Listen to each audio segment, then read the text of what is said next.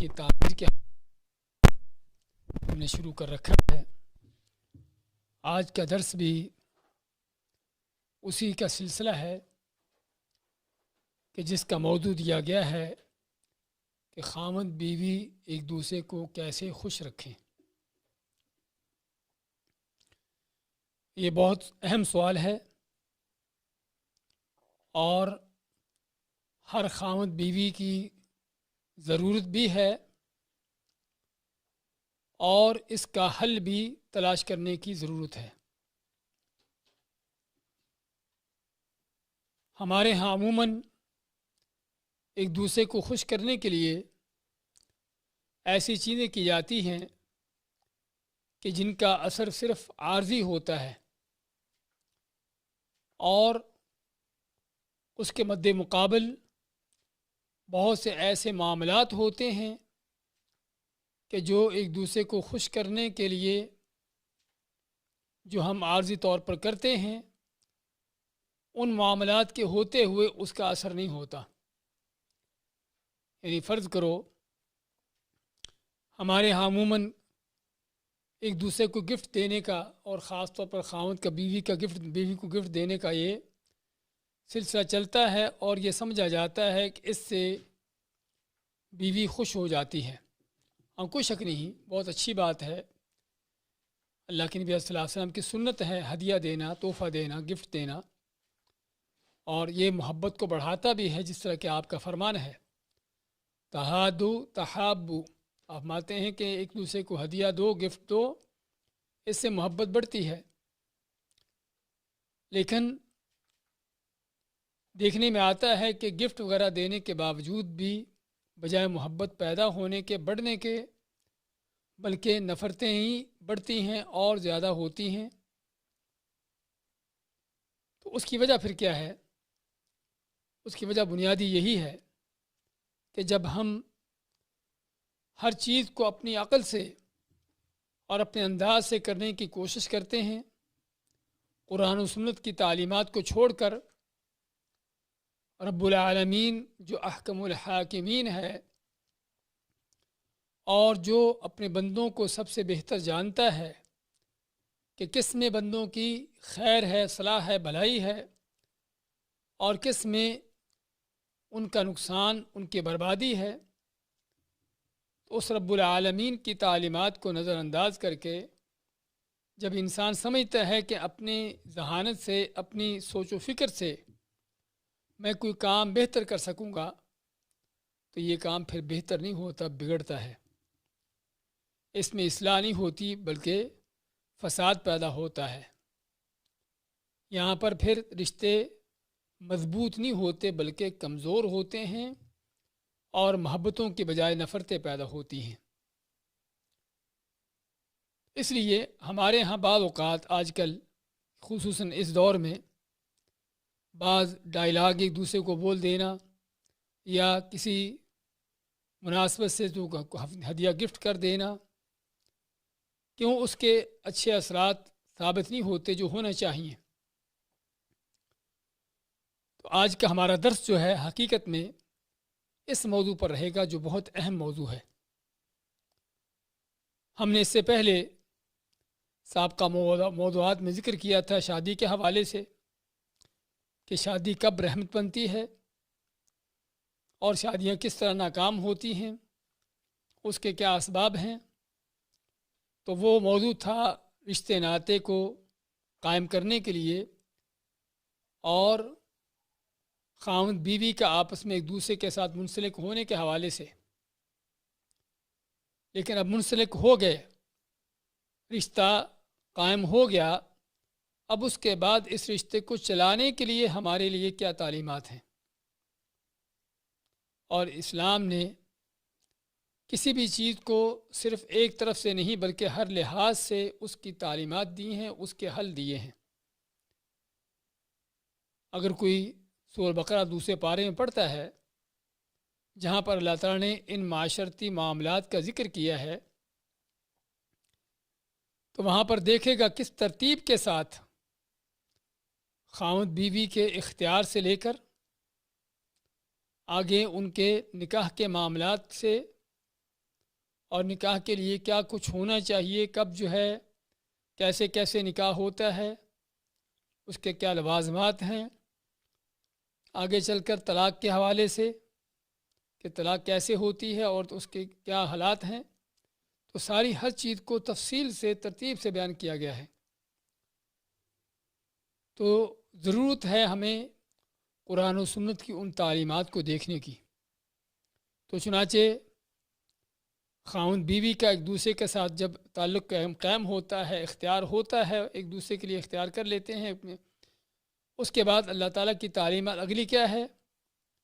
اگلی اللہ تعالیٰ کی تعلیمات یہ ہے وَلَهُنَّ مِثْلُ الَّذِي عَلَيْهِنَّ بِالْمَعْرُوفِ، کہ عورتوں کے لیے اسی طرح کے حقوق ہیں جس طرح کے ان کے اوپر حق ہیں، دستور کے مطابق، عرف کے مطابق۔ معنی کیا ہوا کہ دونوں طرف حقوق ہیں، خاوند کے بھی حقوق ہیں اور اس طرح بیوی کے بھی حقوق ہیں۔ تو جب تک یہ حق ادا نہ کیے جائیں اس وقت تک وقتی طور پر کوئی دیا ہوا گفٹ، کوئی ایسا ڈائلاگ جو ہے ان چیزوں کا بھی اثر نہیں ہوتا، ان چیزوں کا بھی فائدہ نہیں ہوتا۔ وقتی طور پر اگرچہ ممکن ہے مطمئن ہو جائے کوئی ایک شخص، یعنی خاوند یا بیوی، اس گفٹ پر یا اس اچھی بات پر، لیکن اس کے اثرات جو ہے وہ جلد ہی ختم ہو جاتے ہیں کہ جب وہ شخص دیکھتا ہے جس کو گفٹ دیا گیا ہے کہ گفٹ دینے کو تو دے رہا ہے لیکن میرا اتنا بڑا حق جو ہے یہ ادا نہیں کر رہا،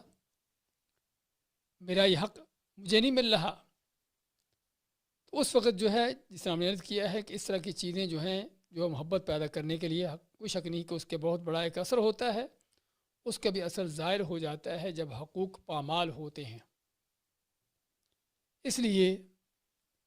ضروری ہے جاننا کہ خاوند بیوی کے شریعت میں حقوق کیا ہیں۔ یہ موضوع تھوڑا لمبا رہے گا لیکن ہم اس کو انشاءاللہ کچھ جلسوں میں، کچھ مجلسوں میں تقسیم کریں گے۔ تو اس حوالے سے خاوند بیوی کے حقوق کے بارے میں سب سے پہلے جس چیز کی ضرورت ہے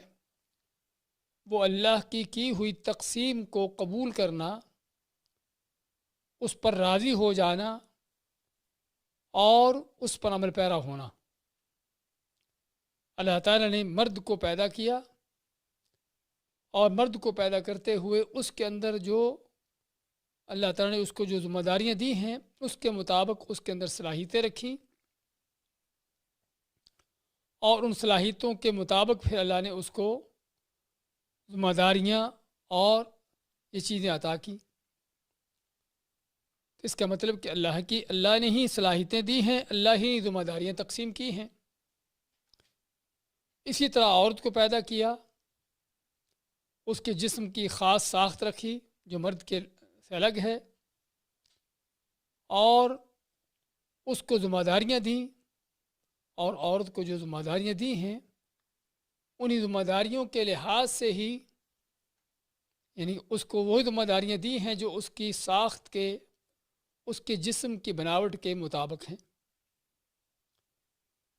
یہ اللہ تعالیٰ کو فطری نظام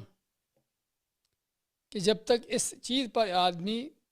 قائم نہیں ہوتا، اس چیز پر نہیں چلتا، اس فطری نظام کی خلاف ورزی کرتا ہے تو پھر وہ اپنے اس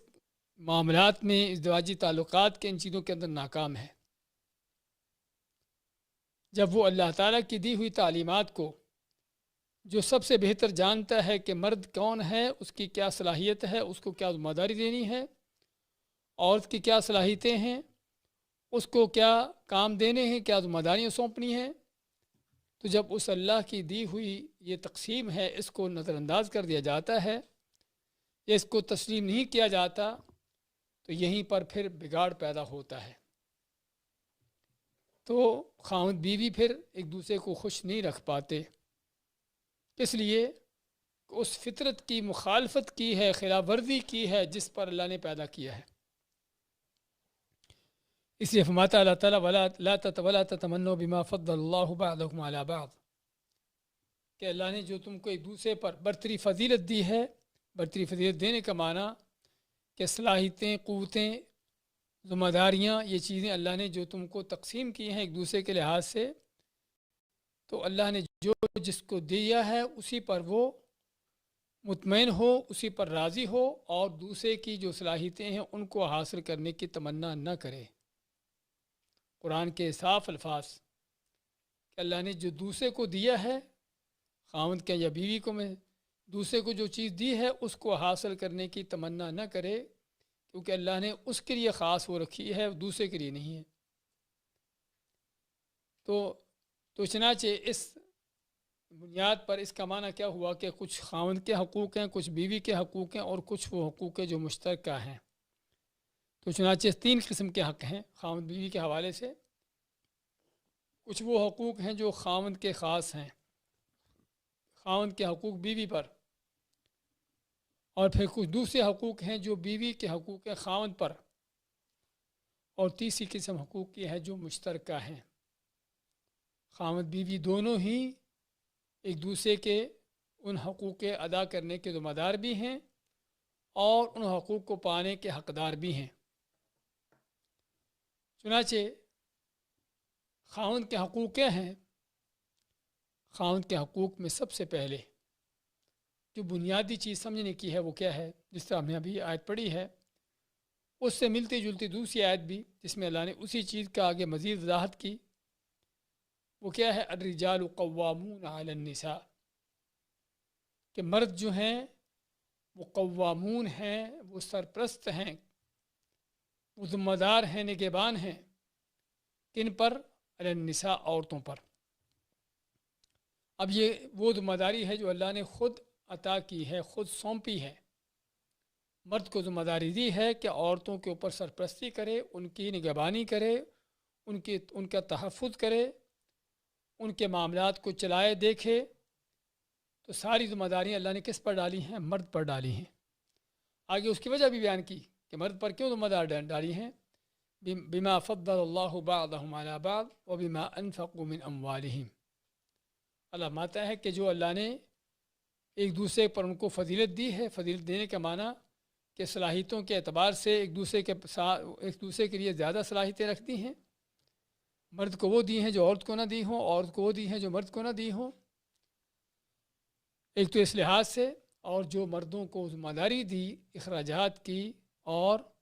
گھروں کو چلانے کی، تو اس لحاظ سے اللہ نے مردوں کو عورتوں کے اوپر سرپرستی کا یہ ذمہ داری دی ہے۔ یہ نہیں کہ یہ کوئی حاکمیت ہے، کوئی یعنی کہ کسی کے اوپر حکم چلانا ہے، کہ اس کے اوپر حکمران بن کے بیٹھنا ہے، جس طرح کے بعد نے ترجمہ قوامون کا حکمران بھی کیا ہے، اور حکمران کا لفظ سننے پڑھنے والے کو سمجھ آتا ہے کہ شاید یہاں پر یہ ہے کہ کسی کے اوپر قابض ہو کر اس پر ظلم و جبر کر کے بیٹھنا ہے، یہ بات نہیں ہے، بلکہ کیا ہے؟ قوامون کا معنی سرپرستی ہے، نگہبانی ہے، تحفظ ہے، اور یہ وہ قوامیت کا حق کہ جو سرپرستی کا حق ہے، جب تک ادا نہیں ہوگا ناممکن ہے کہ گھر چل سکے۔ اب کو اگر کہے کیا وجہ ہے کہ اللہ نے مرد کو سرپرستی دی ہے، اس کو نگرانی کا حق دیا ہے عورت کے لیے بھی؟ کیا عورت خود اپنی سرپرستی نہیں ہو سکتی؟ کیا خود اپنی نگرانی نہیں کر سکتی؟ یا یہی حق عورت کو کیوں نہیں دیا گیا کہ جس طرح مرد کو سرپرستی کا حق دیا گیا ہے عورت کو بھی یہ حق ملتا؟ اس کا جواب کیا ہے؟ اس کا جواب عملی جواب ہے، عقلی جواب ہے، ماحول معاشرے کے مطابق ہم جو دیکھتے ہیں اس کے مطابق جواب ہے کہ گاڑی کا اسٹیئرنگ گھمانے والا ایک ہی شخص ہوتا ہے، دو نہیں ہوتے۔ گاڑی جب چلتی ہے اس کے اسٹیئرنگ کو چلانے والا، گھمانے والا ایک ہی شخص ہوتا ہے، وہی اس کو چلاتا گھماتا ہے، اور اگر دوسرا کو دخل اندازی کرنا شروع کر دے تو وہیں پر پھر کیا ہے کہ ایکسیڈنٹ اور نقصانات اور یہ چیزیں ہونے کے خدشات ہوتے ہیں۔ تو اگر گاڑی جو ہے چلانے والا ایک ہے، دوسرے کو دخل اندازی سے نقصانات ہو سکتے ہیں، تو اسی طرح سے ہی ہر معاملہ ہے۔ تو چنانچہ اگر اللہ نے مرد کو ذمہ داری دی ہے، اس لیے پہلی بات تو اللہ نے اس کے اندر صلاحیتیں رکھی ہیں، اور دوسری کہ تاکہ معاملہ زندگی کا صحیح طریقے سے چل سکے۔ اگر یہ ذمہ داری مرد کو دینے کے بجائے دونوں پر چھوڑ دی جاتی کہ مرد عورت جو بھی کرنا چاہے کریں یا دونوں مل کر کریں، تو یہ نہ چل سکتا۔ اس لیے سب سے پہلے مردوں کے حقوق کے حوالے سے عورتوں کو، بیویوں کو یہ سمجھنے کی ضرورت ہے کہ اللہ نے ان کو خود یہ ذمہ داری دی ہے کہ وہ سرپرستی کریں، نگہبانی کریں۔ تو اللہ تعالیٰ کی دی ہوئی ذمہ داری یہ وہ منصب ہے کہ جس منصب کو اگر کوئی آدمی آپ کے اوپر افیسر بن کے بیٹھا ہے، آپ یہ نہیں دیکھیں کہ یہ تو بدصورت ہے، میں اس کا کیا کہاں مانوں، میں اس کی بات مانوں، یہ تو فلاں خاندان کا ہے۔ کیا دیکھا جاتا ہے کہ اس کا منصب کیا ہے، اس کا عہدہ کیا ہے، ہاں یہ دیکھا جاتا ہے۔ یہ نہیں دیکھا جاتا کہ اس کی ان کے معاشرے کے اندر حیثیت کیا ہے، اس کا خاندان کیسا ہے، یا مالی طور پر غریب ہے یا امیر ہے، یا شکل کے لحاظ سے، صورت کے لحاظ سے خوبصورت بدصورت ہے، یہ نہیں دیکھا جاتا، بلکہ اس کے عہدہ منصب کو دیکھا جاتا ہے۔ وہ آفیسر ہے، چاہے وہ کسی بھی ایسی ذات کا ہے جو لوگوں کے ہاں بڑی گھٹیا سمجھی جاتی ہے، شکل و صورت سے کتنا بھی بدصورت کیوں نہ ہوگا، لیکن جب وہ آپ کے اوپر افیسر بن کے آ گیا تو آپ اس کا کہا مانتے ہیں۔ تو یہاں پر بھی ہم کہیں کہ اللہ نے خود یہ بندوں میں تقسیم کی ہے، مردوں کو حاکمیت سے مراد سرپرستی کا، ذمہ داری کے ان چیزوں کی ان کو یعنی کہ ذمہ داری دی، اور عورتوں کو اس بات کا حکم دیا کہ اس ذمہ داری کو قبول کریں اور اس کو تسلیم کریں کہ اللہ کا حکم ہے، کسی کا ذاتی اختیار نہیں ہے، یعنی کہ مرد خود ہی اپنی مرضی سے جو ہے وہ یعنی کہ جبراً اور زبردستی جو ہے اس چیز پر قابض ہو کے بیٹھ گئے، بات یہ نہیں بلکہ یہ تقسیم اللہ کی ہے۔ تو اللہ کی ہوئی تقسیم پر راضی رہنا یہ سب سے بڑی وہ چیز ہے کہ جو بندوں کو ان کے تعلقات کو مضبوط کرنے والی، اللہ کی رحمتوں کو حاصل کرنے والی، اور اس کے ساتھ ساتھ آپس کے تعلقات کو مضبوط اور استوار کرنے والی چیز ہے۔ لیکن بعض لوگ دیکھنے میں آیا ہے کہ اس قوامیت کے فریضے سے، اس چیز سے جو ہے اپنے آپ کو یا تو ادا کرنے کے قابل نہیں سمجھتے، یا یہ سمجھتے ہیں کہ اس کو ادا نہ کرنے میں عورت کو زیادہ خوشی ہوگی، اور وہ چاہتا ہے بیوی کو خوش کرنا۔ کس طرح سے خوش کرنا کہ اس کے معاملات اس پر چھوڑ دینا، اس کی کوئی نگہبانی نہیں، کوئی نگرانی نہیں، اس کی کوئی سرپرستی نہیں، اور یہ حقیقت میں اللہ کے فطری نظام کے خلاف ہے۔ اللہ نے مردوں کو اگر مداری سرپرستی دی ہے اور عورتوں کے اوپر ان کو اس لحاظ سے نگہبان بنایا ہے، تو اللہ تعالیٰ کو پتہ ہے کہ عورت کو واقعی اس چیز کی ضرورت ہے کہ کوئی فرد ہو، کوئی شخص ہو جو اس کی نگہبانی کرنے والا ہو، اس کی سرپرستی کرنے والا ہو، اس کو چلانے والا ہو۔ خود عورت کی یہ ضرورت ہے، اور اگر یہ ضرورت اس کی پوری نہیں ہوگی تو پھر کیا ہوگا؟ انما یاکل الذئب من الغنم القاصیہ، کہ بھیڑیا اسی بکری پر، اسی بھیڑ پر حملہ کرتا ہے جو بھیڑ یا بکری اپنے ریوڑ سے الگ ہوتی ہے۔ تو شیطان کے اور شیطان صفت لوگوں کے حملے بھی ایسی ہی عورتوں پر ہوتے ہیں کہ جہاں پر مردوں کی سرپرستی نہ ہو، جہاں پر عورتوں کو ان کی مرضی مزاج کے مطابق چھوڑ دیا گیا ہو، اور جب وہ مرضی مزاج کے مطابق چلتی ہیں تو وہاں پر بجائے فائدے ہونے کے نقصانات ہوتے ہیں، سوائے عزت پانے کے بجائے عزت پانے کے ذلتیں ہوتی ہیں۔ اس لیے اللہ تعالیٰ نے یہ نظام اس لیے رکھا ہے کیونکہ مرد کے اندر یہ صلاحیت ہے اپنا دفاع کرنے کی، دوسروں کا دفاع کرنے کی، اور عورت کے اندر وہ صلاحیت نہیں ہے۔ تو عورت کو ضرورت ہے کہ وہ لازماً گھر کا کوئی فرد ہو، اس کا چاہے باپ ہو شادی سے پہلے، یا کوئی بڑا بھائی ہو، یا خامد ہو جو اس کی سرپرستی کرے، اس کے معاملات کو دیکھے۔ اور یہ وہ چیز ہے کہ جو زندگی کے ہر شعبے میں ہے، زندگی کے ہر شعبے میں وہ ملک کی بڑی حاکمیت سے لے کر، بادشاہت سے لے کر، کوئی بڑا اور عہدہ منصب ہے، کوئی وزیر ہے، کوئی آفیسر ہے، یا گھر کا کوئی سرپرست ہے، ہر چیز میں ہی اللہ تعالیٰ نے مردوں کو یہ صلاحیتیں دی ہیں اور ان کو حکم دیا ہے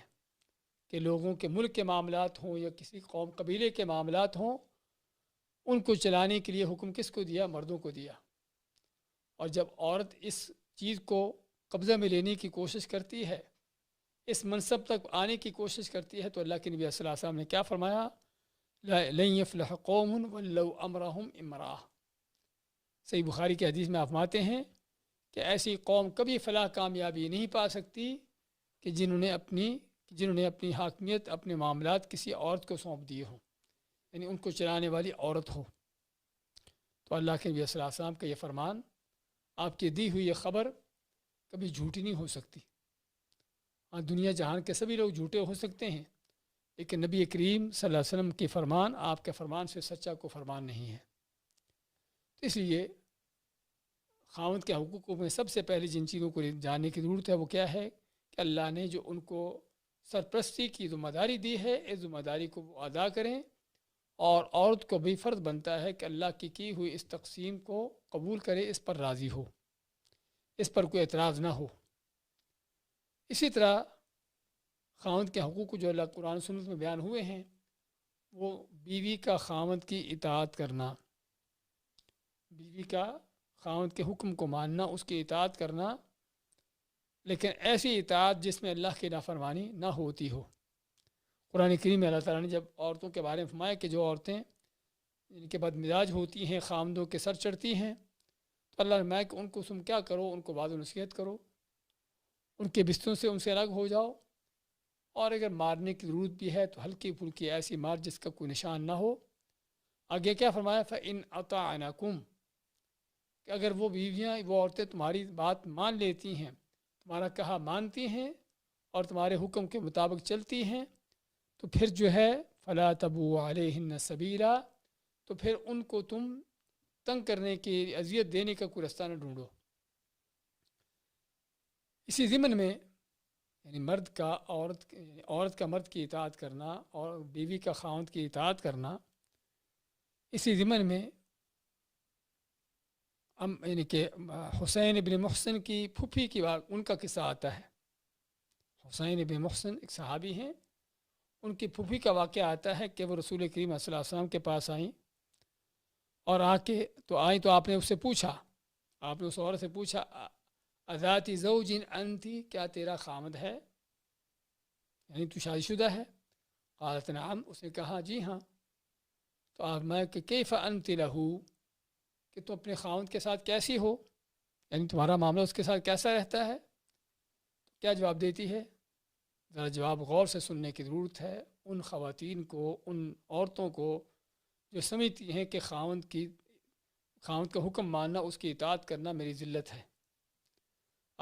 تو عورت کہتی ہے کہ جو پھوپھی ہے حسین بن محسن کی، کہتی ہے کہ اس نے کیا جواب دیا آپ کو؟ کہنے لگی قالت ما آلوہ، کہ میں اس میں کسی طرح کی کوئی کمی نہیں کرتی، لا اقصر فی خدمتی الا ما عجزت عنہ، ایسی وہ چیز جس سے میں عاجز آ جاؤں، جس کو نہ کر سکوں تو الگ بات ہے، ورنہ میں اس کی خدمت کرنے میں کوئی کمی نہیں کرتی۔ تو آپ نے کیا فرمایا؟ انظری این انت منہ، آپ اس کو فرماتے ہیں کہ دیکھو تم خاوند کے ساتھ کس جگہ پر ہو، کہ تمہارا خاوند کے ساتھ تمہارا تعلق کیسا ہے۔ فَإِنَّمَا هُوَ جَنَّتُكِ وَنَارُكِ، کیونکہ تمہارا خاوند جو ہے وہ تیری جنت بھی ہے اور تیری جہنم بھی ہے، اس کی اطاعت کر لے تو تیری جنت ہے، اس کی نافرمانی کر لے تو تیری یہ جہنم ہے۔ یہ مسند احمد کی حدیث ہے، جسے علامہ البانی رحمۃ اللہ علیہ حسن کہا ہے۔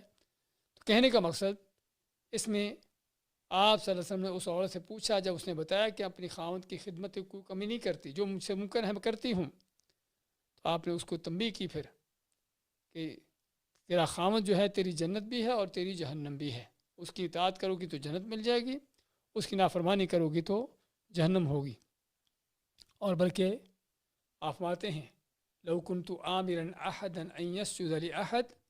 کہ اگر میں کسی کو حکم دیتا ہوتا کہ وہ کسی دوسرے کو سجدہ کرے، یعنی کسی دوسرے کو سجدہ کرنے کی اجازت دیتا، تو کیا فرماتے ہیں لَأَمَرْتُ الْمَرْأَةَ أَن تَسْجُدَ لِزَوْجِهَا،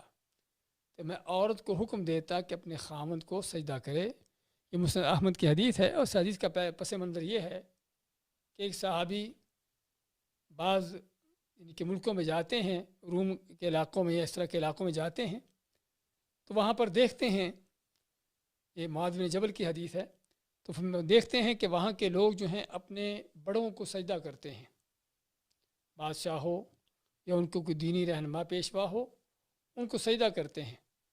تو معاذ فرماتے کہ میں دل میں سوچا کہ اگر یہ لوگ اپنے بادشاہوں کو، اپنے بڑوں کو سجدہ کرتے ہیں، تو نبی کریم صلی اللہ علیہ وسلم سب سے زیادہ حقدار ہیں کہ ان کو سجدہ کیا جائے۔ تو آتے ساتھ آپ کے سامنے سجدہ میں پڑھتے ہیں، تو آپ ماتے ہیں کہ یہ کیا کیا تم نے؟ تو انہوں نے فرمایا کہ میں نے اس طرح کی چیز دیکھی، تو اس پر آپ فرمایا کہ لو کنت آمرا احد ان یسجد لاحد، اگر میں نے کسی کو حکم دینا ہوتا کہ کسی دوسرے کو سجدہ کرے، تو لامرت المرأة ان تسجد لزوجها، تو میں عورت کو حکم دیتا کہ اپنے خاوند کو سجدہ کرے جس کا اس کے اوپر حق ہے۔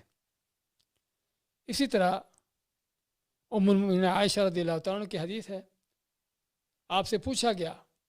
ای الناس اعظم حقا علی المرأة، کہ عورت کے اوپر سب سے بڑا حق کس کا ہے؟ عورت کے ماں باپ بھی ہوتے ہیں،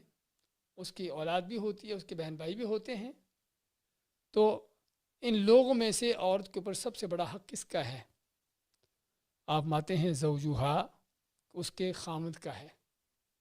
اس کا مطلب کیا ہوا کہ عورت کے اوپر سب سے بڑا حق اس کے خاوند کا ہے، حتیٰ کہ ماں باپ کے حق سے بھی زیادہ ہے۔ اس کے بعد ماتے ہیں کہ آپ سے پوچھا گیا کہ پھر مرد کے اوپر کس کا حق زیادہ ہے؟ یعنی مرد، یہ تو عورت کیا ہے، عورت کے اوپر حق کس کا زیادہ ہے؟ خاوند کا۔ لیکن مرد کے اوپر کس کا حق زیادہ ہے؟ آپ ماتے امہو، اس مرد کی جو ماں ہے، کیونکہ آپ نے دوسری حدیث میں ماں کی فضیلت جو بیان کی ہے، 3 حقوق ان کے بیان کیے 4 باب کا، تو یہاں پر بھی آپ ماتے ہیں کہ عورت کے حوالے سے عورت کے اوپر سب سے بڑا حق کس کا ہے؟ خاوند کا ہے، اور مرد کے حوالے سے مرد کے اوپر سب سے بڑا حق کس کا ہے؟ اس کی ماں کا ہے۔ اور اسی طرح ابو ہریرہ کی وہ حدیث جسے ابن حبان نے اپنی صحیح میں روایت کیا، اور البانی وغیرہ نے اس کو صحیح کہا ہے، اس حدیث میں کیا ہے؟ اذا صلت المرأة خمسہا، کہ اگر عورت 5 وقت کی نماز پڑھ لے، وصامت شہرہا، اور رمضان کے مہینے کے روزے رکھ لے، وحافظت فرجہا، اور اپنی شرمگاہ کی حفاظت کر لے، اور آخری چیز کیا ہے؟ وأطاعت زوجہا، اپنے خاوند کی اطاعت کر لے۔ جو خاوند کہتا ہے جائز کام یا نیکی کا کام، اس میں اس کی موافقت کرے، اس کا ساتھ دے، اس کو کیا کہا جائے گا؟ قیل لها ادخل الجنۃ من ای ابواب الجنۃ شئت، اسے کہا جائے گا تو جنت میں داخل ہو جا جنت کے جس دروازے سے بھی چاہے۔ اور یہ مقام صرف عورت کے لیے ہے، مرد کے لیے نہیں ہے۔ مرد چاہے جتنی بھی نمازیں پڑھتا ہے، رمضان کے روزے رکھ لیتا ہے، اور باقی بھی، اور اپنے ماں باپ کی بھی اطاعت کرتا ہے، لیکن پھر بھی اس کے لیے یہ مقام نہیں جو اللہ نے عورت کو دے دیا ہے، کہ اگر صرف اتنے سے کام کر لیتی ہے تو اسے جنت کے ہر دروازے سے داخل ہونے کی اجازت ہوگی کہ جہاں سے چاہے۔ جس سے کیا پتہ چلتا ہے کہ عورت کا یعنی خاوند کے حقوق میں سے جو بیوی پر حق ہے، اس میں دوسرا بڑا حق جو ہے عورت کا فرض بنتا ہے کہ خاوند کی اطاعت کرے۔ لیکن اطاعت کس چیز میں؟ اطاعت ہے انما الطاعۃ فی المعروف۔ نبی کریم صلی اللہ علیہ وسلم آتے ہیں کہ اطاعت ہے صرف اور صرف نیک کاموں میں، معروف میں، جو اللہ کا حکم ہے اس کے میں۔ تو یہ نہیں کہ خاوند اگر کسی برے کام کا، غلط کام کا حکم دیتا ہے تو عورت کہے کہ چونکہ میرا خاوند ہے میں اس کی بات ماننا ہے، اس کی غلط بات کو بھی مانے، غلط چیز پر بھی عمل پیرا ہو، اس کو اس بات کی اجازت نہیں ہے۔ اس لیے کہ خاوند کے حقوق میں سے اطاعت ہے، لیکن اطاعت جہاں پر اللہ کی نافرمانی نہ ہوتی ہو۔ اسی طرح تیسرا بڑا حق جو ہے خاوند کا بیوی پر، وہ کیا ہے؟ وہ اس کی خدمت کرنا۔ یہ بھی وہ لفظ ہے یا یہ وہ موضوع ہے کہ جو ہمارے بہت سے لوگوں کے ہاں قابل اعتراض ہے، کہ مرد اور دونوں جب انسان ہیں، دونوں کی ایک شخصیت ہے، تو پھر عورت کو کیوں حکم دیا گیا کہ خاوند کی خدمت کرے؟ اور اس میں بعض علماء کا اختلاف بھی ہے، لیکن احادیث کو دیکھا جائے، قرآن سنت کے دلیلوں کو دیکھا جائے تو صاف پتہ چلتا ہے کہ عورت کے خاوند کے اوپر جو یعنی کہ خاوند کے جو عورت پر حق ہیں، اس میں سے ایک حق یہ بھی ہے کہ بیوی جو ہے حسب استطاعت اور حسب دستور خاوند کی خدمت کرے۔ اور یہ دو چیزیں میں اس لیے کہی ہیں، بعض اوقات تو عورت جو ہے اس کی جسمانی طور پر صلاحیت نہیں ہوتی کہ کسی دوسرے کے کاموں کو نپٹا سکے، اور بعض اوقات جسمانی طور پر تو صلاحیت ہوتی ہے، لیکن عورت سمجھتی ہے کہ میں اپنے خاندانی لحاظ سے یا مال و دولت کے لحاظ سے کسی لحاظ سے خاوند سے اونچی ہوں اور خاوند مجھ سے نیچا ہے، اور یہ سمجھ اس کی غلط ہے۔ تو عورت اپنی صلاحیت کے مطابق اور خاوند کے معاملات کے لحاظ سے کہ جتنی اس کے اندر صلاح کرنے کی طاقت ہے اور جس ماحول معاشرے میں وہ رہتی ہے، اس ماحول معاشرے میں دستور کے مطابق کیا اطاعت ہوتی ہے، کس طرح خدمت ہوتی ہے، وہ خدمت کرنا ہے۔ اور وہ حدیث جو بھی ہم نے ذکر کی ہے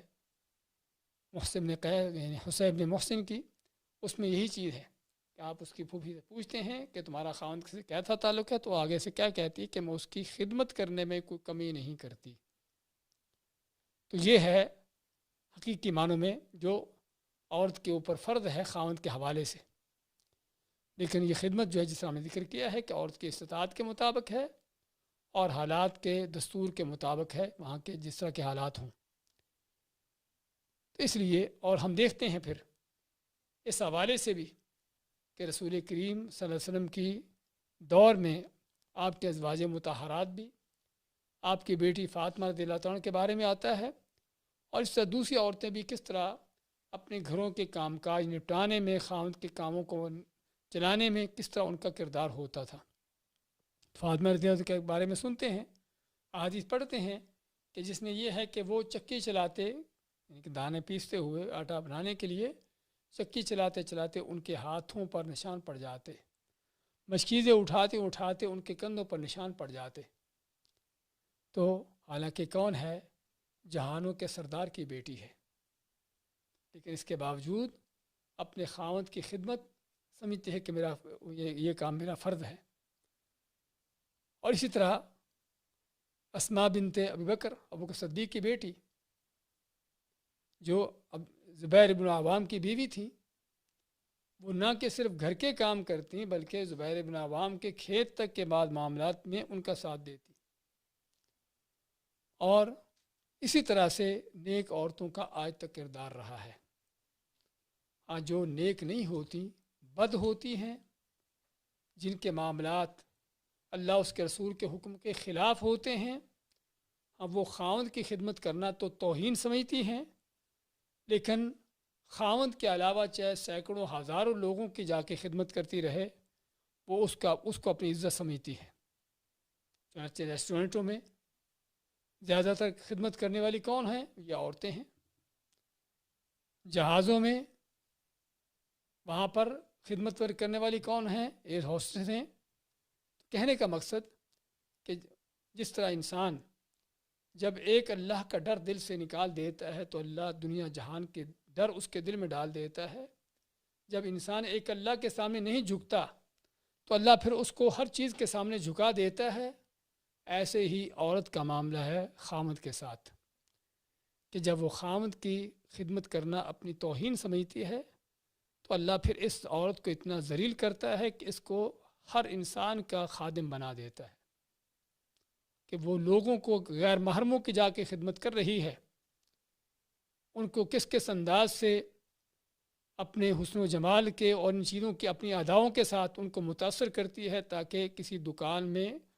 کسٹمر کو لا سکے اور کسی جگہ پر اپنی اچھی سروس پیش کر کے جو ہے لوگوں کو پھنسا سکے۔ ہاں، یہ کہ دوسروں کے اعلیٰ کار بنی ہے، بزنس مین کی، کسی تاجر کی، کسی اس، لیکن خاوند اپنے گھر کا کام کرنا اس کو اپنی توہین سمجھتی ہے۔ یہ ہے اس کی حماقت کی، اس کی بیوقوفی کی دلیل۔ اس لیے عورت کے جو خاوند کے بیوی پر حق ہیں وہ یہ کہ اس کی خدمت کرے، لیکن خدمت کے بارے میں جیسا بتایا ہے کہ اس کے وہ ان کے دائرے کے اندر رہتے ہوئے اپنی استطاعت کے مطابق اور دستور کے مطابق جس طرح کے وہاں کا ماحول معاشرہ ہو. اسی طرح خاوند کے حقوق میں سے یہ ہے کہ بیوی اس کے حکم کے بغیر، اس کی اجازت کے بغیر گھر سے نہ نکلے، کیونکہ سرپرستی کا معاملہ ہے، ذمہ داری کا معاملہ ہے، اور جس کو اللہ نے ذمہ داری دی ہے اس کا فرض بنتا ہے کہ اپنے ماتحت جو اس کے لوگ ہیں ان کی نگرانی کرے اور ان کو ایسے مناسب طریقے سے چلائے کہ جس میں ان کا نقصان نہ ہو. اور گھر سے عورت کا نکلنا حقیقت میں اس کے لیے طرح طرح کے نقصانات ہیں، طرح طرح کے خطرات ہیں. تو ان خطرات کے لیے نکلتے ہوئے لازماً خاوند کی اجازت ہو. خاوند دیکھے گا کہ واقعی اس کا نکلنا مناسب ہے یا نہیں ہے، تو اگر مناسب ہو تو اجازت دے گا، ورنہ مناسب نہیں ہوگا تو ممکن روک دے یا خود اس کے ساتھ جائے. اور اللہ تعالیٰ کا فرمان بھی ہے وقرن فی بیوتکن، اپنے گھروں میں ٹھہری رہو، ولا تبرجن تبرج الجاہلیت الاولی، اور پہلی جاہلیت کی طرح جو ہے وہ برہنہ جسم یعنی کہ چہروں کے ساتھ اس طرح سے باہر نہ نکلو. اسی طرح خاوند کے حوالے سے جو اس کی محنت کوشش رہتی ہے گھر کو چلانے کی، گھر کے نان نفقے کو پورا کرنے کی، ان چیزوں کی عورت کے ہاں یعنی اس چیز کا شکریہ ادا ہو، اس چیز کی قدردانی ہو. کیونکہ فطری طور پر آپ صلی اللہ علیہ وسلم کا جو فرمان ہے، آپ نے عورتوں کو واعظ کیا، اور واعظ کرتے ہوئے آپ نے فرمایا کہ میں نے جہنم میں سب سے زیادہ عورتوں کو دیکھا ہے. اس کی ایک وجہ بیان آپ نے کیا کی؟ عورتوں نے جب پوچھا کیا وجہ ہے، آپ فرماتے ہیں کہ ایک وجہ یہ ہے کہ تکفرن العشیر، کہ تم عورتیں جو ہیں اپنے خاوندوں کی ناشکری کرتی ہو. خاوند زندگی بھر کھلاتا رہے، پلاتا رہے، گھر کی ہر طرح کی ضروریات پوری کرتا رہے،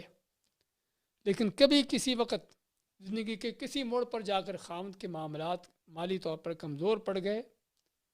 کوئی انکم نہ ہو سکی،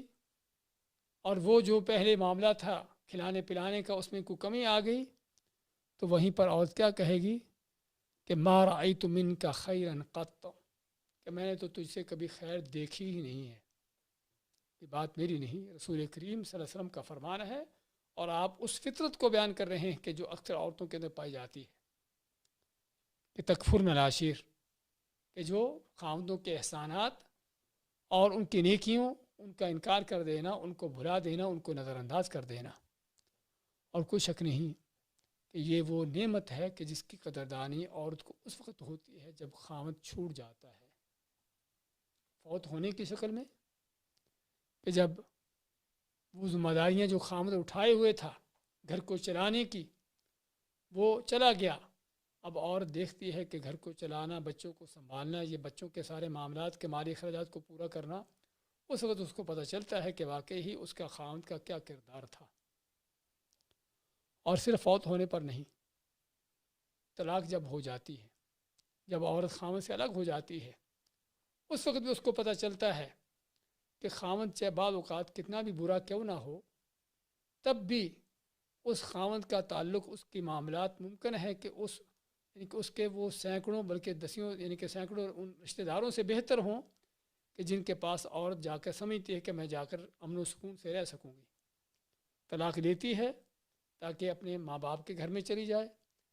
سمجھتی ہے کہ میرا بھائی مجھے سنبھال لے گا، لیکن ماں باپ بھی چونکہ ان کا ایک حد تک تھا اس کو سنبھالنے کا کام، اب بڑھاپے میں اس کو سنبھالنا ان کے بس کی بات نہیں ہے. چاہے وہ محبت رکھتے ہوں گے، خیر خواہی رکھتے ہوں گے اس سے،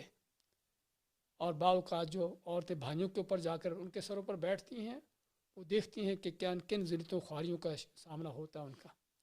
خیر، کہنے کا مقصد کہ یہ وہ نعمت ہے کہ جس کی قدردانی عورت کو اس وقت ہوتی ہے جب یہ نعمت اس سے چھن جاتی ہے، خاوند کی نعمت. تو اس نعمت کی قدردانی ہو. اور پھر اسی لیے اللہ تعالیٰ نے جو حقوق رکھے ہیں، حتیٰ کہ عورت کو حق یعنی کہ عورت پر فرض ہے کہ خاوند کے ہوتے ہوئے حتیٰ کہ نفلی عبادات میں بھی خاوند کی اجازت لے، تاکہ کوئی ایسی چیز نہ ہو کہ جو خاوند کے حق میں حائل ہو. اور پھر اپنے گھر میں کسی کو اجازت نہ دے سوائے کہ جس کو خاوند چاہے. آپ ماتے ہیں وَلَا تَأْذَنُ فِي بَيْتِهِ وَهُوَ شَاهِدٌ إِلَّا بِإِذْنِهِ، کہ خاوند کی اجازت کے بغیر گھر میں کسی کو اجازت نہ دے کہ ممکن ہے کسی کا آنا جو ہے گھر کو برباد کرنے کا ذریعہ بنتا ہو. اور میں نے سابقہ دروس میں اس بات کا ذکر کیا تھا کہ گھروں کی بربادی، شادیوں کا ناکام ہونا، اس میں ایک بڑی وجہ یہ بھی ہے کہ کیا ہے کہ جس میں باہر کے افراد، چاہے وہ خاندان کے ہوں یا دوسرے ہوں، وہ گھر کے معاملات میں دخل اندازی کر کے گھر کو برباد کرتے ہیں. تو بعض اوقات بیوی ان باتوں کو نہیں سمجھ پاتی، لیکن خاوند دیکھتا ہے، سمجھتا ہے کہ فلاں شخص کی وجہ سے گھر میں خرابی پیدا ہوتی ہے، تعلقات خراب ہوتے ہیں، اس کا آنا مناسب نہیں ہے تو اس کو روکا جائے. اس لیے اس بات کی بھی اللہ تعالیٰ نے یعنی کہ اسلام نے تعلیمات دی عورت کو کہ خاوند کی اجازت کے ساتھ جو ہے گھر میں کسی کو لانا ہے تو لائے، ورنہ ایسی چیز نہ کرے کہ جو گھر کے نقصانات، گھر کے معاملات کو نقصان کا ذریعہ بن سکے. اسی طرح بیوی پر جو خاوند کے حقوق ہیں وہ یہ ہے کہ اپنے آپ کی حفاظت کرنا، اپنی عزت کی حفاظت کرنا، خاوند کے مال کی، اس کے گھر کی، اس کی اولاد کی حفاظت کرنا. جہاں تک اپنے آپ کی حفاظت کی بات ہے تو رسول کریم صلی اللہ علیہ وسلم، اور اسی طرح اپنے یعنی گھر کے اولاد کی حفاظت کی بات ہے تو آپ صلی اللہ علیہ وسلم نے کیا فرمایا کہ دنیا متاع، کہ دنیا ایک فائدے کی جگہ ہے، لیکن وہ فائدہ جو تھوڑا سا ہے، تھوڑے وقت کے لیے ہے. وخیر متاعها المرأة الصالحہ، کہ سب سے بہتر دنیا کا فائدہ کیا ہے؟ وہ نیک بیوی ہے. پھر میں اپنے نیک بیوی کی نشانیاں، اس کی علامتیں بیان کرتے ہیں کہ وہ نیک بیوی کون ہے؟ کہ جب تم اس کو دیکھو تو تمہیں خوش کر دے. یہ بھی خاوند کے بیوی پر حقوق میں سے ہے، جس کا ہم نے سابقہ دروس میں کچھ اشارہ کیا ہے کہ خاوند بیوی کو دیکھے تو بیوی خاوند کو خوش کر دے. اب خوش کرنے کے لیے ضروری نہیں کہ بڑی خوبصورت ہو، یہ خوش کرنے کے لیے اس کا اخلاق و کردار ہو سکتا ہے. عربی کے شاعر کا کہنا ہے لا خیل عندک ولا مال، کہ تیرے پاس نہ تو گھوڑا ہے نہ کوئی مال ہے کہ جس سے تو اگلے کو خوش کرے. فلترد الحال ان لم ترد المقال ان لم ترد الحال، کہتے ہیں، شاعر کہتا ہے کہ اگر تیرے کے پاس مال تو نہیں کہ جس سے تو کسی کو خوش کرے، لیکن کم از کم ایسی بات تیری ہو کہ جو کسی کو خوش کرنے والی ہو. اس لیے بعض اوقات عورت اگرچہ خوبصورت نہ بھی ہو، لیکن اپنے اخلاق و کردار سے، اپنے معاملات سے اپنے خاوند کو دیکھنے پر خوش کر دیتی ہے. ہاں تو یہ وہ چیز ہے، جب دیکھو تو خوش کرے، جب اس کو کہو تو تمہاری اطاعت کرے، اور جب تم اس سے غائب ہو تو اپنی عزت کی حفاظت کرے اور تمہارے گھر کی حفاظت کرے. یہ ہے جو خیر المتاع ہے، سب سے دنیا کا بہتر سامان ہے. اس لیے یہاں پر ہم کہیں گے کہ عورت کے اوپر جو خاوند کے حقوق ہیں اس میں سے ایک یہ بھی ہے کہ اس کی اپنی عزت کی حفاظت کرنا، خاوند کے گھر کی حفاظت کرنا، اس کے مال کی، اس کے اولاد کی، ان چیزوں کا تحفظ کرنا. اور یہ اللہ کی طرف سے عورت پر ذمہ داری ہے. صحیح بخاری کی حدیث میں نبی کریم صلی اللہ علیہ وسلم نے جب ذمہ داریوں کا ذکر کیا تو کیا فرمایا؟ والمرأة راعیة فی بیت زوجہا، اسی طرح عورت بھی اپنے خاوند کے گھر میں کیا ہے؟ ذمہ دار ہے. عورت بھی اپنے گھر کے خاوند کے گھر کی ذمہ دار ہے. مسئولۃ عن رعیتہا، اور اللہ نے قیامت کے دن اس اپنے جو ماتحت اس کو ذمہ داری دی ہے، خاوند کے گھر کی جو ذمہ داری دی ہے اس کے متعلق سوال کرنا ہے. تو عورت گھر کی اس یونٹ کی ذمہ دار ہے پوری کی پوری. گھر کے اندر جو کچھ ہوتا ہے، گھر کے جو معاملات ہیں، اس میں اولاد کے معاملات ہیں، گھر کے ترتیب دینے کے، گھر کے معاملات کو چلانے کے معاملات ہیں، یہ ساری ذمہ داری اندرون خانہ کی، خانہ داری کی، یہ سبھی کی سبھی ذمہ داری اللہ نے عورت پر ڈالی ہے. ہاں خاوند کے کام باہر کے کہ وہ جا کر کمائے اور کما کر لائے اور گھر کے معاملات کو چلائے، لیکن گھر کے اندر اور گھر کے معاملات کو کنٹرول کرنا، یہ ساری ذمہ داری اللہ نے عورت پر ڈالی ہے. اور یہیں سے پتہ چلتا ہے کہ عورت کا اس معاشرے کے اندر کتنا بڑا کردار ہے. دین کے دشمن، بلکہ انسانیت کے دشمن اور سب سے بدترین عورتوں کے دشمن، ان کے پروپیگنڈے کیا ہیں کہ اسلام نے عورت کو جکڑ دیا ہے، بند کر دیا ہے گھر کے اندر، چار دیواری کے اندر، اور یہ کچھ اور وہ کچھ ایسی باتیں کر کے وہ شیطان جو ہے عورتوں کو گھروں سے نکالنا چاہتے، وہ نکال چکے ہیں، لیکن نکال کر جس ذلت و خواریوں کا شکار ہوئے ہیں، معاشرے برباد ہوئے ہیں، وہ ہم سبھی کے سامنے ہے. تو خیر کہنے کا مقصد کہ کہ عورت کو اللہ نے گھر کی ذمہ داری دے کر اتنی بڑی ذمہ داری دی ہے کہ جو حتیٰ کہ خامد کی ذمہ داریوں سے بھی کہیں بڑھ کر ہے. یعنی ہمیشہ کسی بھی ملک کے اندر گھروں کی تعداد زیادہ ہوتی ہے وہاں کے آپسی افیکشنوں کی نسبت. اس کا معنی کیا ہوا کہ ملک کی زیادہ تر حصے کی ذمہ داری کون اٹھائے ہوئے ہے؟ عورت اٹھائے ہوئے ہے. اب گھر کے اندر کون ہے؟ بچے ہیں جن کی تربیت ہو رہی ہے. ہاں، یہ وہ بچے جو کل کی قوم ہیں، جو کل کے قوم کے افراد ہیں اور قوم کو چلانے والے ہیں. ان بچوں کی تربیت کرنے والی کون ہے؟ یہ عورت ہے. اس لیے دشمن دین کے اسلام کے دشمنوں کے پراپیگنڈے وہ سراسر صرف شیطانیت ہے، حقیقت کے بھی خلاف ہے، چاہے کہ وہ شریعت کے خلاف ہو. تو خیال بات کر رہے تھے کہ عورت کو اللہ نے یہ بہت بڑی ذمہ داری دی ہے گھر کی حفاظت کی، گھر کے معاملات کو چلانے کی اور خصوصاً اولادوں کی تربیت کی. تو خاوند کے بیوی پر جو سب سے بڑے حقوق ہیں اس میں ایک بڑا حق یہ بھی ہے کہ گھر کے معاملات کو صحیح طریقے سے چلائے تاکہ خاوند گھر لوٹے تو گھر میں اس کو سکون حاصل ہو، کہ جو اصل مقصد ہے گھروں کا، اور اس کی اولاد کی تربیت اور ان چیزوں کا معاملہ اس طریقے سے چلانا کہ واقعی تاکہ صحیح معاشرہ اور صحیح جو ہے امت وہ قائم ہو سکے، پیدا ہو سکے. اور کہا جاتا ہے عربی میں کہ ہر کسی بڑے شخص کے پیچھے اس کو تیار کرنے والی مرد نہیں ہوتے، عورتیں ہوتی ہیں. ایسی مائیں ہیں کہ جنہوں نے ان بڑے لوگوں کو جنم دیا، ان کی تربیت کی اور ان کو ایسے اخلاق و کردار اور ایسے ان کے اندر صلاحیتیں پیدا کیں کہ وہ امت کے قائد بن گئے. تو یہ قائد بنانے والی کون ہیں؟ یہ عورتیں ہی ہیں جو گھر میں ہوتی ہیں. تو ضرورت ہے عورت کو ان ذمہ داریوں کو جاننے کی، اپنے ان حقوق کو جو اس کے اوپر عائد ہیں خاوند کے حوالے سے ادا کرنے کی.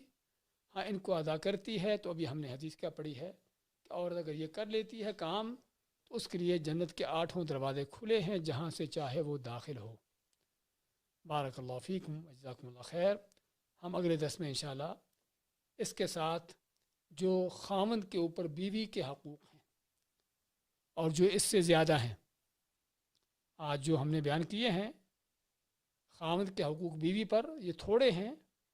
اور اس کے بعد جو بیوی کے حقوق خاوند پر وہ اس سے کہیں زیادہ ہے. انشاءاللہ ہم ان کو بیان کریں گے. اور ہم چاہتے ہیں کہ خاوند بیوی دونوں اپنے حقوق کو جانیں اور جانے بھی ان کو ادا بھی کریں.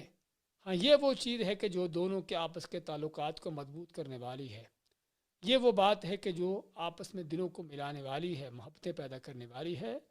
کہ جب ایک دوسرے کے حقوق مل رہے ہیں اور ہر کوئی دوسرے کے بارے میں مطمئن ہے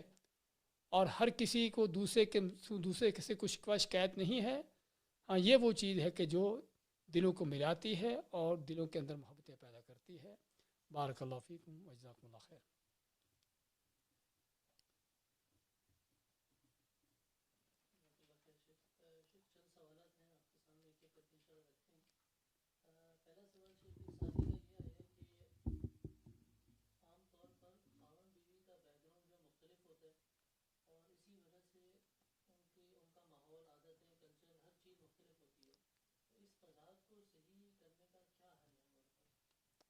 ہم نے میرے خیال سے آپ کا درس میں اس بات کا ذکر کیا تھا کہ یعنی کہ اکثر اوقات خاوند بیوی کے آپس کے معاملات نہ سلجھنا یا ان میں کسی حد تک کوئی اختلاف رہنا، اس کی وجہ یہ بھی ہوتی ہے کہ خاوند ایک الگ ماحول سے آیا ہے، بیوی الگ ماحول سے ہے، دونوں کے الگ ماحول ہوتے ہیں. اور تقریباً عام طور پر یعنی کہ ماحولوں کا فرق تھوڑا بہت تو ہوتا ہی ہے. یعنی ہر گھر کے اندر گھر کی فضا، گھر کا ماحول، گھر کے اندر رہن سہن جو ہے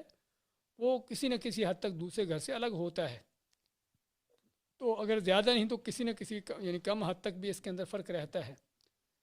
اس لیے ہم نے صاحب کا درس میں اس بات کا ذکر کیا تھا کہ خاوند بیوی کو ان چیزوں میں افہام و تفہیم کرنا، ایک دوسرے کو سمجھنا کہ یہ اس ماحول سے آیا ہے، اس کا کیا مزاج ہے، کیا چاہتا ہے، بیوی فلاں ماحول سے ہے، اس کا کیا مزاج ہے، اس ماحول کا، اس ماحول کے کیا تقاضے ہیں. ان چیزوں کو سمجھنا سب سے پہلے. اور پھر اس کے ساتھ ساتھ اگر کوئی واقعی ایسی غلطی ہے، ایسی غلطی ہے کہ جس غلطی کا تعلق دین کے ساتھ ہے، اخلاقیات کے ساتھ ہے، تو ایسی غلطیوں کی اصلاح کرنا اچھے طریقے سے، حکمت عملی سے، نرمی کے ساتھ ایسی غلطیوں کی اصلاح کرنا۔ اور اگر کوئی ایسی غلطیاں ہیں کہ جس کا کوئی اخلاقیات یا دین سے تعلق نہیں ہے لیکن صرف مزاج سے ہے، یعنی مزاجوں کے اندر جس طرح بتایا ہے کہ ایک گھر میں رہتے ہوئے مختلف چیزیں ہوتی ہیں، پنکھا ایسا چلانا، تیز چلانا ہے، سمجھے نا، اے سی اس کو زیادہ تیز کرنا ہے، کام رکھنا ہے، اس طرح کی معمولی چیزیں ہوتی ہیں۔ جوتا ادھر کیوں پڑا، ادھر کیوں نہیں رکھا، کپڑا یہاں پر کیوں پڑا، یہاں کیوں نہیں پڑا، سمجھے، تھوڑے اس طرح کے مزاج ہوتے ہیں بعض۔ ایسی چیزوں کو برداشت کرنا۔ ہاں، اگر اس کی اصلاح ہو سکے، اصلاح ہونے کا معنی کہ خاوند جس طرح سے چاہتا ہے بیوی سے، بیوی اس طرح سے کرنے کو تیار ہو جائے، بیوی خاوند سے جس طرح چاہتی ہے خاوند اس طرح سے کرنے کو تیار ہو جائے، تو اچھی بات ہے۔ اگر دیکھیں کہ نہیں بھی وہ چیز ہو رہی جو میں چاہتا ہوں، لیکن اس کا کوئی نہ اخلاق سے تعلق ہے، نہ کوئی دین سے تعلق ہے، نہ کوئی دینی لحاظ سے کوئی برائی ہے، تو پھر ٹھیک ہے، اس چیز کو نظر انداز کرنا، اس کو جو ہے برداشت کرنا، یہ چیز ضروری ہوتی ہے۔ اس لیے ہم نے ذکر کیا تھا کہ بیوی خاوند کا ماحول عام طور پر کچھ نہ کچھ مختلف ہوتا ہے، جہاں سے آتے ہیں، تو ایک دوسرے کو سمجھنا چاہیے سب سے پہلے، اور پھر اگر کوئی اخلاقی دینی غلطی ہے تو اس کی اصلاح کرنا چاہیے اچھے انداز سے، اور اگر کوئی اخلاقی اور دینی غلطی نہیں ہے، ویسے ہی ایک مزاج کا معاملہ ہے، تو اس کو حتی الامکان جو ہے برداشت کرنے کی کوشش کرنا۔ تو یہ وہ چیزیں ہیں کہ جو گھروں کو چلاتی ہیں اور آپس کے معاملات کو صحیح رکھتی ہیں۔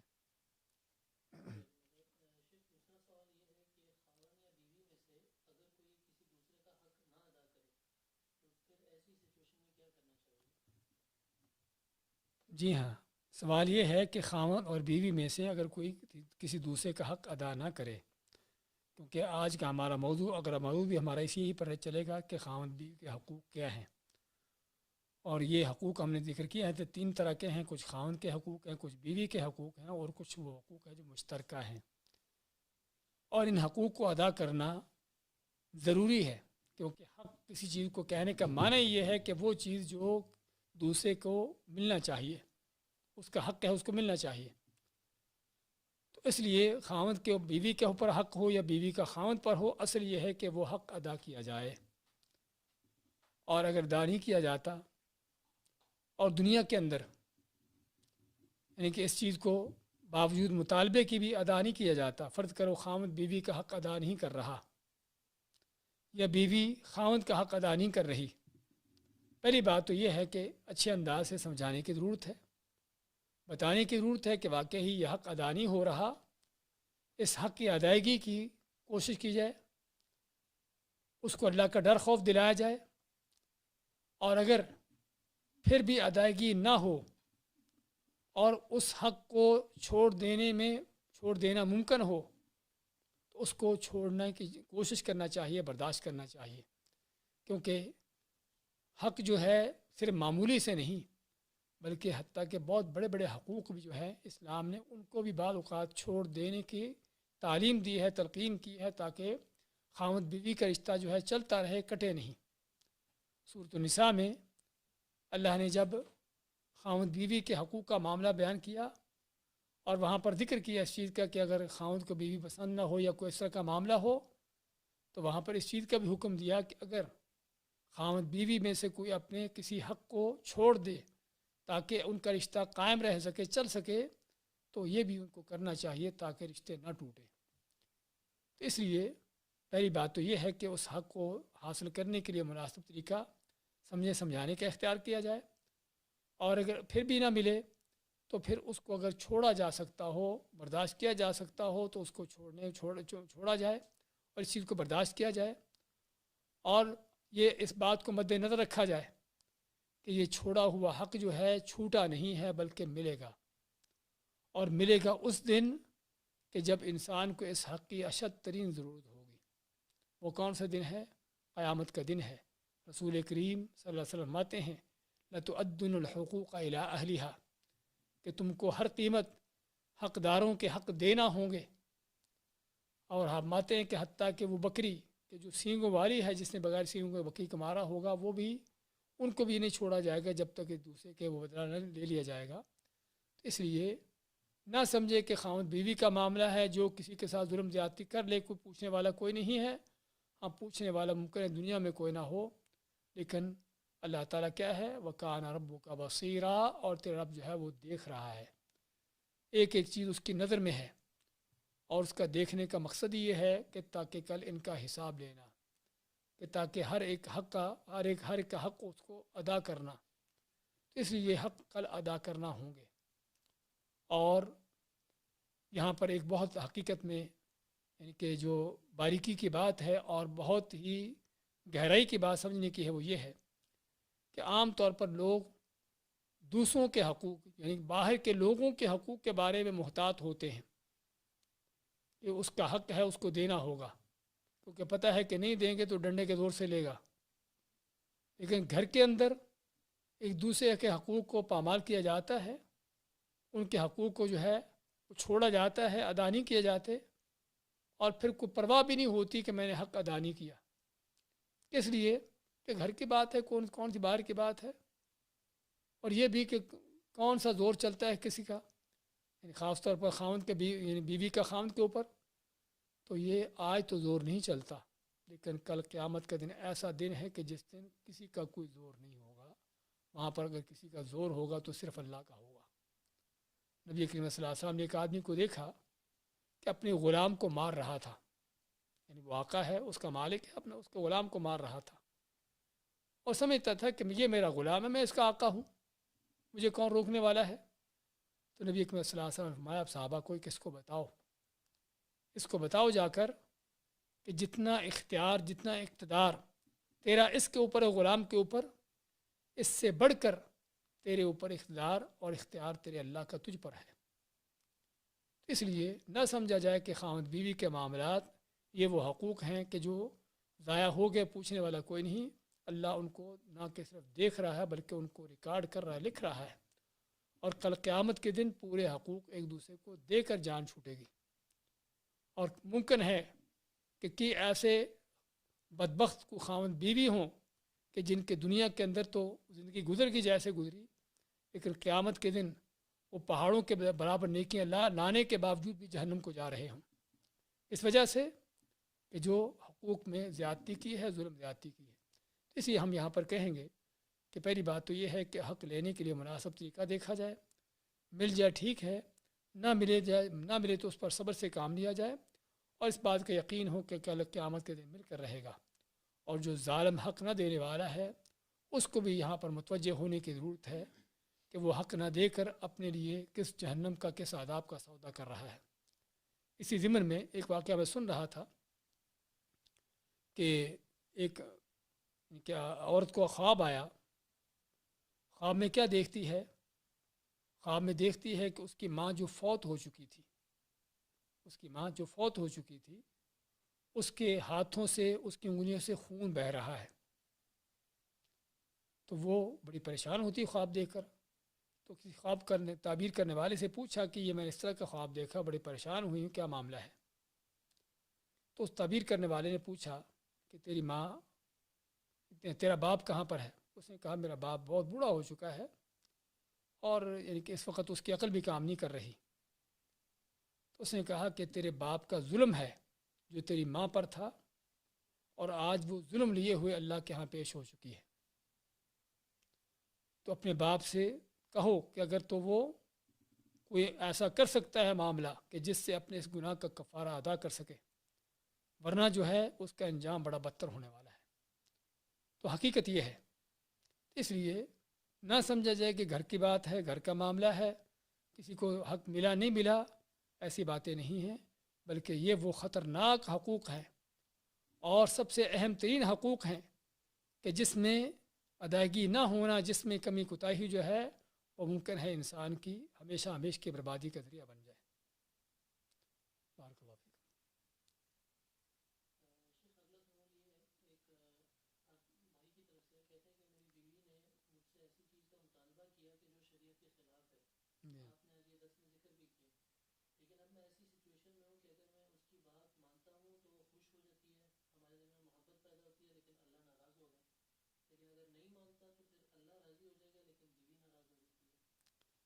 ہمارا اگلا درس جو ہے وہ اسی موضوع پر ہے کہ بیوی کے خاوند پر حقوق، لیکن ہم ذکر کر دیتے ہیں کہ بیوی کے حقوق میں سے ایک حق یہ بھی ہے کہ اس کی جائز مطالبوں کو، اس کے جائز خواہشات کو، ان تمناؤں کو پورا کرنا جو جائز ہوں، لیکن جو ناجائز ہوں جس میں اللہ کی نافرمانی ہے، پھر کیا ہے کہ بات صرف خواہش کو پورا کرنے کی نہیں ہے، بات اللہ حتیٰ کہ اطاعت کی بھی ہے۔ لا طاعۃ لمخلوق فی معصیۃ الخالق، کہ جہاں پر اللہ کی نافرمانی ہوتی ہو وہاں پر کسی مخلوق کی اطاعت نہیں ہے۔ اس لیے اگر بیوی یا اولاد کوئی بھی ایسا کوئی غلط مطالبہ کرتے ہیں یا خاوند بیوی سے غلط مطالبہ کرتا ہے جو اللہ کے حکم کے خلاف ہے، تو ایسی چیز میں اس کی اطاعت کرنا، اس کا ساتھ دینا، اس کی بات ماننا جائز نہیں ہے۔ بارک اللہ فیکم۔ ہاں، زوم پہ اگر کسی کا سوال ہو تو، یا یہ مغل صاحب ہاتھ اٹھائے ہوئے ہیں۔ جی ہاں۔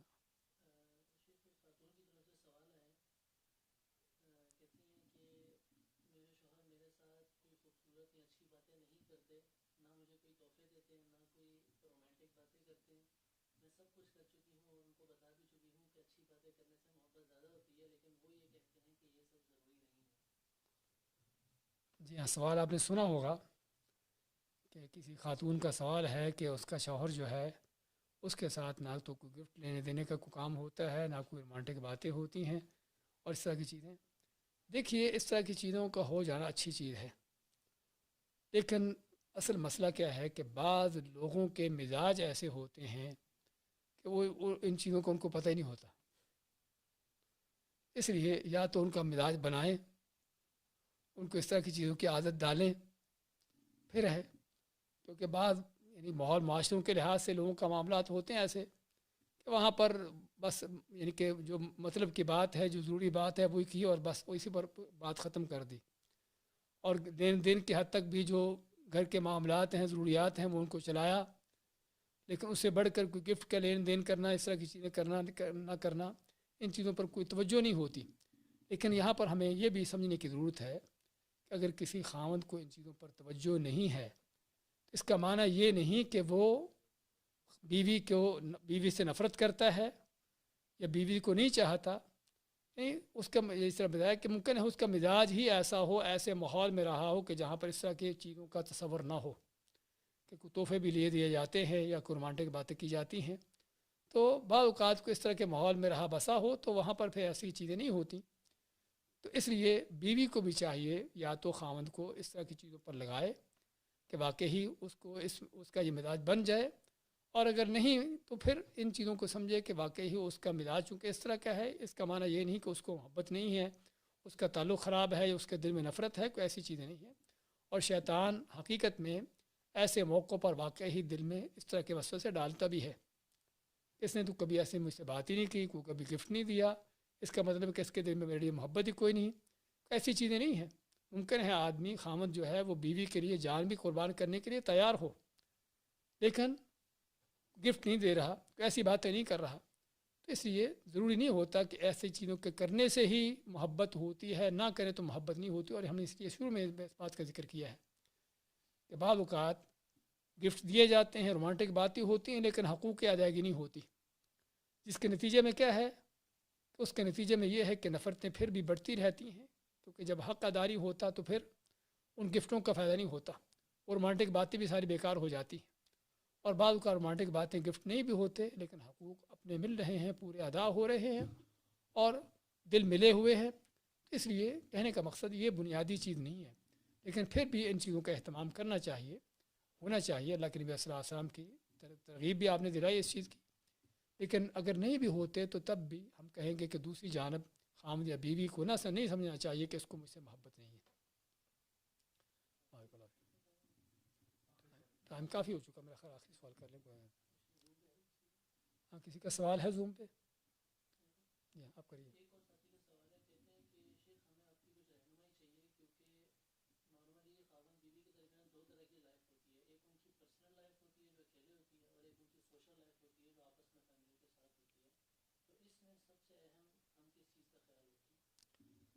انشاءاللہ ہم آنے والے دروس میں ہمارا یہ سلسلہ بھی چلے گا دروس کا،